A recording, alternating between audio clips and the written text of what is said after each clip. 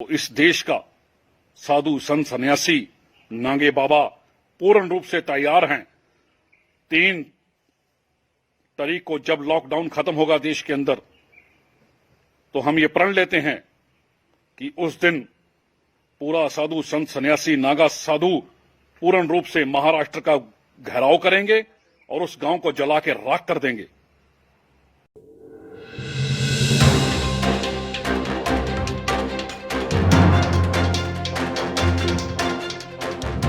नमस्कार, स्वागत है आपका आईजीटीवी पर। मैं हूं अजय सेतिया।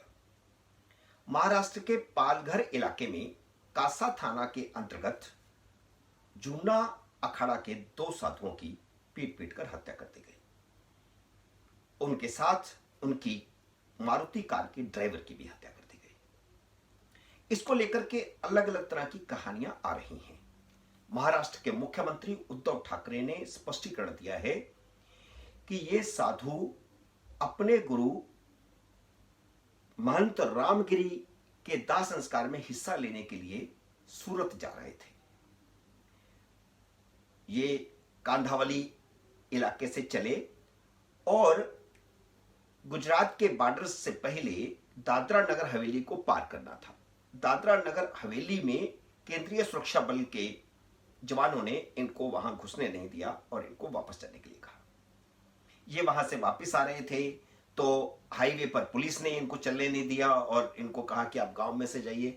तो गांव में से गए और गांव में ये घटना हुई। उनकी कार दुर्घटनाग्रस्त हो गई या खराब हो गई और उन्होंने 100 नंबर पर फोन किया। ये पुलिस का वर्षन है कि 100 नंबर पर इन तीनों में से किसी एक ने उनको फोन किया तो वहां पुलिस वहां पहुंची तो घेर के लोग बैठे हुए थे, इनको मार रहे थे। ये पुलिस का वर्षन और मुख्यमंत्री का ये वर्षन कि इस प्रकार वहां पर। लेकिन एक जूना अखाड़े के ही एक साधु ने, संत ने फेसबुक पर ये लिखा है कि ये बाकायदा वहां पर चले गए थे सूरत में और वहां पर दाह संस्कार में उनके कार्यक्रम में हिस्सा लेने के बाद वापस जा रहे थे। अब ये पूरा कंफ्यूजन है, मुख्यमंत्री ने क्या कहा और साधु संत क्या कह रहे हैं। हालांकि जूना अखाड़े के कुछ साधुओं का यह भी कहना है कि वो मुस्लिम इलाका है, लेकिन महाराष्ट्र सरकार ने यह वर्षन दिया है कि वह आदिवासी इलाका है। सोशल मीडिया पर एक दूसरी खबर भी चल रही है, उसमें कहा जा रहा है कि आदिवासी इस गांव में वहां पर ईसाई ज्यादा है। तो ये हत्या सांप्रदायिक है या नहीं है, इसको लेकर के अलग अलग वर्षन है।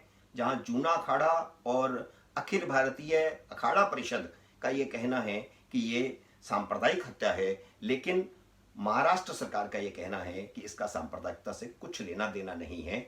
महाराष्ट्र के गृह मंत्री ने भी इस संबंध में एक वीडियो भी जारी किया है और ट्वीट भी किया है। महाराष्ट्र के मुख्यमंत्री का दावा है कि उनकी केंद्रीय गृह मंत्री अमित शाह से जो फोन पर बात हुई, उस फोन पर बातचीत में केंद्रीय गृह मंत्री अमित शाह भी इस बात से सहमत हैं कि यह सांप्रदायिक हत्या का मामला नहीं है। लेकिन अब हुआ यह है कि पूरे देश के अंदर जो वातावरण बना है वो सांप्रदायिक वातावरण बन गया है और अखाड़ा परिषद के जो महंत हैं, अध्यक्ष हैं नरेंद्र गिरी, उनका एक बयान आया है जिसमें उन्होंने कहा है कि 3 मई को जैसे ही लॉकडाउन खुलेगा उसके बाद सारे नागा साधु महाराष्ट्र में कूच करेंगे और महाराष्ट्र को घेरेंगे। तब तक या तो महाराष्ट्र सरकार कार्रवाई कर दे और नहीं तो फिर हम ईंट से ईंट बजा देंगे। इस तरह का बयान नरेंद्र गिरी का आया है। हम आपको नरेंद्र गिरी का बयान बताते हैं, लेकिन अब इसके साथ यह भी बता दें कि सारे अखाड़ों की भी आपस में बातचीत शुरू हो चुकी है और इसको उन्होंने गंभीर रूप ले लिया है। प्रधानमंत्री नरेंद्र मोदी को भी अखाड़ा परिषद की तरफ से संदेश भेजा गया है और गृह मंत्री को भी भेजा गया है। अगर मुख्यमंत्री की माने तो केंद्रीय गृह मंत्री अमित शाह इससे सहमत है कि यह सांप्रदायिक मामला नहीं है, लेकिन हिंदू समाज यह मान रहा है कि यह सांप्रदायिक मामला है और जो हत्या हुई है वहां मुस्लिम। एक जूना अखाड़े के एक संत ने तो अपनी फेसबुक पर यह भी लिखा कि अकाउंट पे यह भी लिखा है कि यह मुस्लिम इलाका है। हालांकि इस संबंध में सारी स्थिति अभी बिल्कुल साफ नहीं है। जो पुलिस की तरफ से कहा गया है, जो सरकार की तरफ से कहा गया है वह आदिवासी इलाका है, और वैसे भी इस इलाके को आदिवासी इलाका माना जाता है।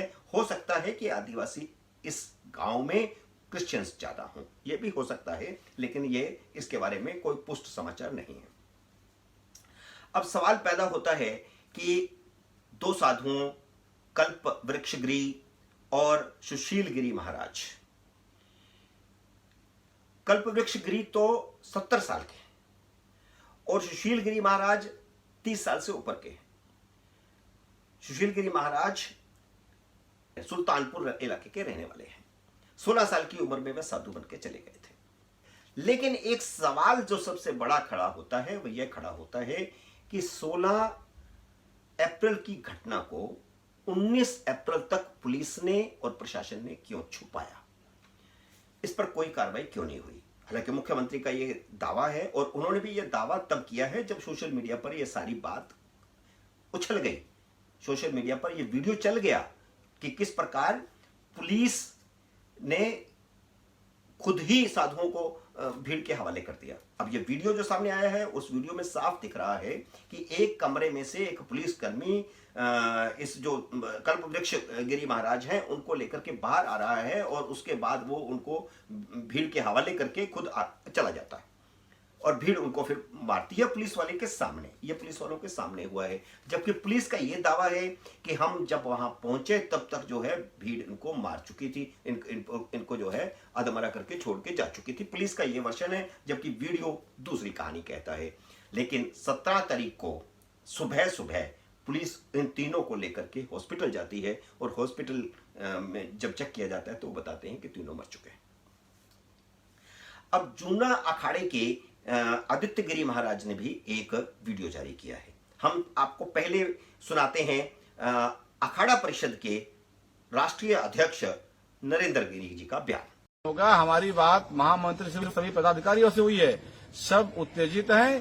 3 तारीख के बाद हम लोग प्रयास करेंगे कि सबको एक साथ लेकर के महाराष्ट्र सरकार को घेरेंगे, कूच करेंगे और कार्रवाई की मांग करेंगे, नहीं तो जबरदस्त वहां आंदोलन करेंगे, सरकार के खिलाफ आंदोलन चलाएंगे। हम 3 तारीख के बाद अधिक से अधिक संख्या में, लगभग लाखों संख्या होगी नागाओं की, लेकर के महाराष्ट्र कूच करेंगे और एक जबरदस्त आंदोलन चलाएंगे। महाराष्ट्र में रहने वाले संत महात्माओं से आपके माध्यम से मेरा निवेदन है, इसका जोरदार विरोध करें और महाराष्ट्र में यदि आप सुरक्षित नहीं है तो उत्तर प्रदेश आ जाइए। लेकिन अब लगता है कि संतों की भूमि जो कही गई थी महाराष्ट्र और संतों की भूमि वहां रावण राज आ गया है।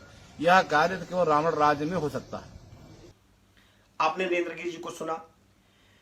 अब सवाल पैदा होता है कि महाराष्ट्र सरकार इस मुद्दे से कैसे निपटेगी, क्योंकि अखाड़ा परिषद और जूना अखाड़ा दोनों की तरफ से यह कहा जा रहा है कि इस सारे मामले को लीपापोती करने में लगे हुए हैं महाराष्ट्र के मुख्यमंत्री। एक तरह से महाराष्ट्र के मुख्यमंत्री को हिंदू विरोधी साबित करने की कोशिश की जा रही है।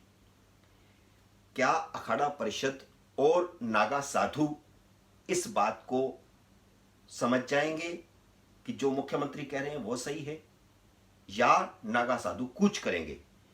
अगर 3 मई को लॉकडाउन खुलता है तो यह समस्या न सिर्फ महाराष्ट्र सरकार की बल्कि उन सारे रास्ते में भी समस्या खड़ी होगी जिस रास्ते से हिमालय से लेकर के, उत्तराखंड से लेकर के, उत्तर प्रदेश से लेकर के और सब जगह से नागा साधु उतर करके आएंगे और महाराष्ट्र की तरफ कूच करेंगे।